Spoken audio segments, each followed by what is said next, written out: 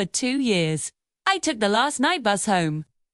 My shift always ended late, and the walk to the bus stop was a lonely one.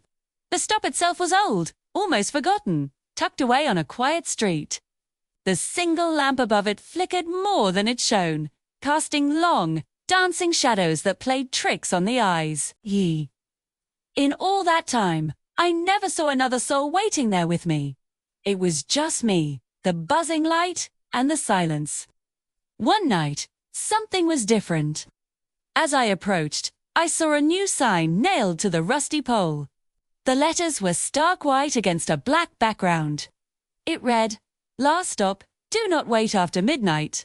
I let out a little laugh. It was probably just some kids playing a prank. I pulled out my phone to check the time. 11:58 p.m. Just in time. I tucked my phone away and waited, humming a tune to myself. Then, at exactly midnight, everything changed. The streetlight above me didn't just flicker out. It died with a sudden pop. The world went dark. The air, which had been mild just a moment before, became cold, not just chilly, but a sharp, biting cold that seemed to cut right through my jacket. And the silence. It wasn't just quiet anymore. It was a heavy, suffocating silence. The usual city hum, the distant traffic, the rustle of leaves, it was all gone. Replaced by nothing. That's when I heard it. Footsteps. Behind me. They were slow. Heavy, uneven, like someone dragging one foot. Drag, ... scrape, ... Drag, ... scrape. My heart hammered against my ribs. I froze, too scared to turn around. The footsteps got closer. Drag, ... scrape, ... I held my breath, every muscle tense. I had to look. I whipped around, my eyes scanning the darkness. Nothing. There was absolutely no one there. The street was empty. My relief lasted only a second. A shape began to form at the end of the road. A large, dark mass rolling towards me. It was the bus. But it was wrong. There were no headlights cutting through the dark. No engine rumble? Just a void of blackness gliding silently over the asphalt, getting closer and closer until it came to a complete stop right in front of me. The doors hissed open, but the sound was hollow, like a final exhale. I peered inside. The bus was full. Nerds! Every single seat was taken. But the passengers, they weren't right. They all sat perfectly still, staring straight ahead, their faces pale and expressionless. Not a single person moved. Not a single person blinked. Their eyes were wide and vacant, like glass dolls. A chill that had nothing to do with the cold air snaked down my spine. This wasn't my bus. This wasn't any bus.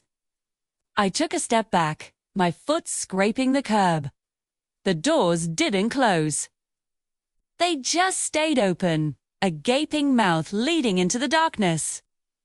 Then, a voice came from inside. It wasn't loud, but it filled the silence completely.